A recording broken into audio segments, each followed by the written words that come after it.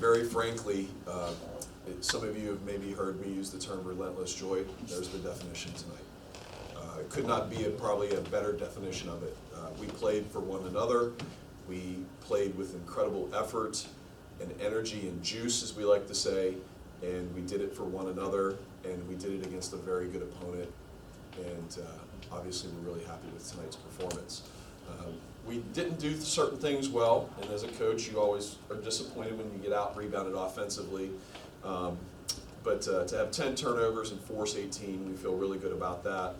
And to hold a team of Princeton's caliber to 7% shooting in the fourth quarter and shut them out for about 7 minutes of the fourth quarter really speaks to our conditioning level, and to the way that we're playing. I'm obviously really thrilled. This is a statement win for our program in game one, and we have a lot more basketball to play this season, but this is certainly one of the better wins that we've had in my lengthy time here at Duquesne. Dan, you talk about a 10-minute defensive performance of your life. Just what was it like just seeing their energy level down, and you're just hitting your stride, stop after stop, rebound after rebound, play after play? They had certain players that really betrayed their exhaustion. You could see it. We would talk about it in the huddle. They're exhausted. They were done. Some of their players. And so when every possession you've got someone in your face trying to turn you, it's just not a fun way to play if you're on the other team. It's just not a fun way.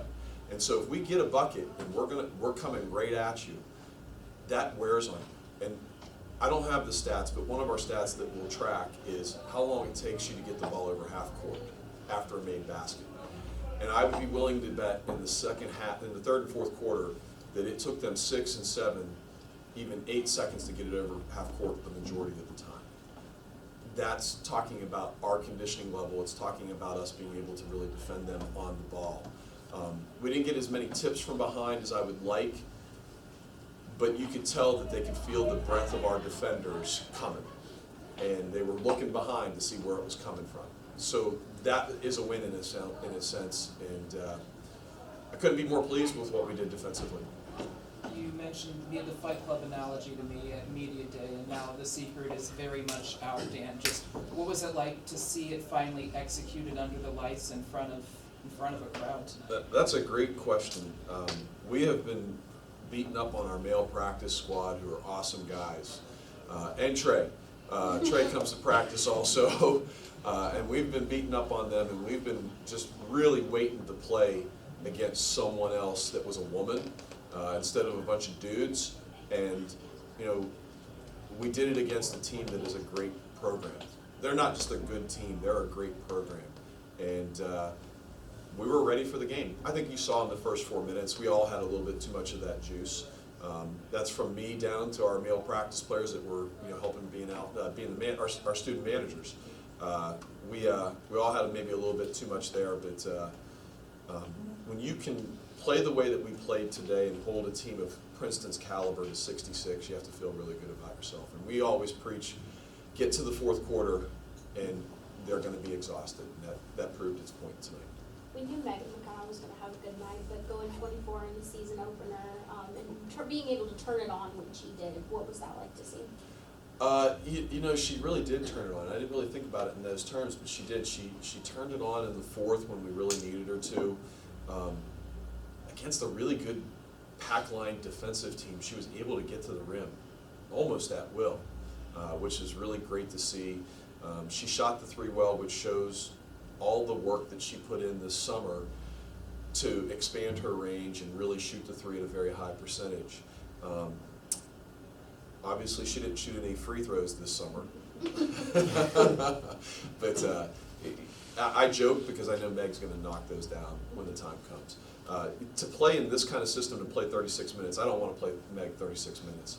She was physically exhausted, so I'll take those missed free throws as my fault.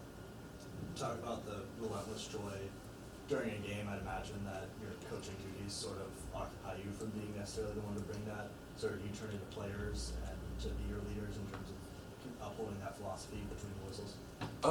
I write it on my hand on the Palm Pilot, and one of the things I write on the Palm Pilot is high fives, smiles, and feedback.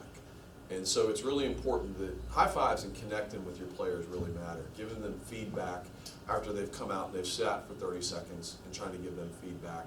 And then just smiling. Positivity reigns. And if it doesn't, it has to start with me for it to filter down to everyone else. And I think that you guys can see that they have taken that and ran with it, and they own that. The team owns that. They really are playing for one another. You talked before last season about just the ability that Ramey had, and in really tough moments, she really showed it tonight. That and one might have been her signature play here. Just what have you seen from her and from so many others that have stepped up and have been allowed to step up because of this system? Ramey's a perfect fit for this system, and last year we expected this kind of year out of her, and it didn't work for a variety of reasons. Some of them not her fault.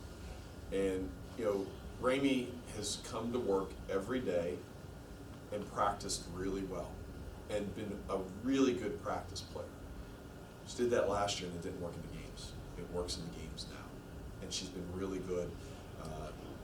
Really excited for what she does. And that is her sweet spot. To play 14 minutes and be 3 for 3 with 6 points, 2 assists, no turnovers, and then really good ball hawking defense. She had at least 2 deflections. Really happy with her performance tonight. And so when you bring Raina and Nadia and Ramey and Faith, really anyone in that second group. So what I've said is I've stolen this from the Denver Nuggets. You've got a really experienced group as your starting 5 who have a little chip on their shoulder for maybe some of the slights that they had at a previous institution, and they're hungry. But then you have this next group of 7, 8 kids that have the juice. They're all young. They don't know what they don't know. They still don't know some of the rules. I had to tell them today that you can about free throws, and then also about about timeouts late in the game so we can advance. They don't know those rules. They're high school kids. So they bring that juice, and that juice is just very simply they fly around. They fly around. They're going to try to get a tip from behind. They're going to try to get a deflection. They're going to try to get a steal, and when you sub in, we don't really lose anything. We actually kind of add in some ways. I don't know if you noticed it. I'm sure you did, but it felt, I've never heard this amount of excitement from the fans for a season opener, probably men's or women's. What was that like for you? I think it was awesome. I didn't hear a thing. I think it was awesome. I'm glad that you told me. I love our fans. I really do appreciate them. But people talk to me about hey, they played Renegade, and I'm like, I don't hear anything. I'm so locked into just hearing my player's voice or my assistants' voices. My assistants will tell you that I don't hear their voices enough. But I really didn't hear the fans. But we had a great crowd out there, and they were really boisterous. And this is, let's face it, fan friendly. This is fun to watch. This is not 35 to 42. This is, we're coming right at you on every single possession, offensive and defensively. And that's fun to watch. Coach, you mentioned Nadia more, sorry. That's okay. It seemed like every time there was a loose ball or a rebound up for grabs, she was right in the mix there. What do you have to say about her performance tonight?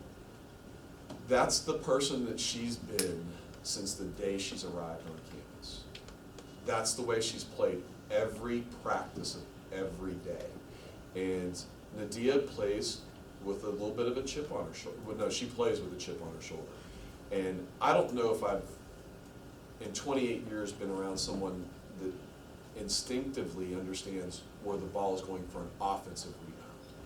Meg does on a defensive end, and Meg is a great defensive rebounder, and Nadia is really the equal of that on the offensive rebounding side. There's going to be a lot of film that others are going to have to watch because you're going to have to box her out incredibly hard because she's just so good at that. And she's fearless. I mean, that shot that she took, that 3 in the corner, that's a freshman taking a big shot at a big moment, and she knocked it down. Dan, if you could talk about Gabby in the fourth quarter. She comes in with 4 fouls, and even though it didn't translate into points, she's setting screens for teammates to be open. She's helping to help her defensively. She's making smart decisions. Just how much was that just game awareness, and how did that become contagious across the floor? The thing with Gab, all the things that you just mentioned, she did well. Didn't shoot it as well today, and that's fine, it'll happen. She had a block or two, but, kind of filled the stat sheet. It's the things that aren't on the stat sheet that I want to see better from her. When we're up in a pressure situation and the ball is passed ahead of her, I need her to sprint and get that tip from behind. I'd like to see us trap a little bit more with her play with her instincts a little bit more. I'm not going to be satisfied with what Gabby did today, and she filled a stat sheet, but I think Gabby has more in her, and it's our job to get it out of her, and she wants to get it out of herself. She's going to have a very good year for us, and this is the start of that. Last week you mentioned with Keandra, her ability her improved three-point ability and her willingness to take a charge. We saw both those things tonight. How exciting is that for you to see? She's the queen of the charge. There's nobody that'll, she's really good at it. And, to sacrifice your body like that, you can't thank a kid enough to do that. She was 0 for 2 from the, I'm sorry, she was 1 for 3 from the three-point line, but she's worked, again, like a lot of our players, very hard in the summer to improve her three-point range. And really happy with her taking the shots that she took.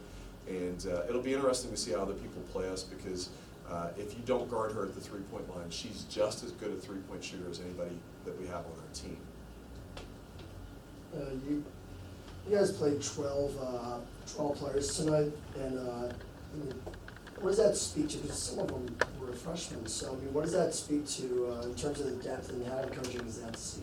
Well, we had one player who was didn't play because of an injury, and she'll be returning, and we had another player who just got cleared in Fatou Sine, who's cleared to play, but needs to pick up some of the schemes a little bit more. When they're ready, we're going to play 14. And that sounds crazy, and it might be crazy, but when you have kids that go, oh, I get 45 seconds like Kelly McConnell, she's going to play with everything that she has for those 45 seconds. And so we're going to try to play 14. And there'll be games when we'll be able to do that. And there's going to be other games where we're not going to have someone shoot the ball as well, or we're going to have some foul trouble, and we'll have to shorten that. But we're going to play as many kids as we can possibly play to give us a numbers advantage and a freshness advantage. I can't thank you all enough for being here. It's going to be a fun year. Thank you.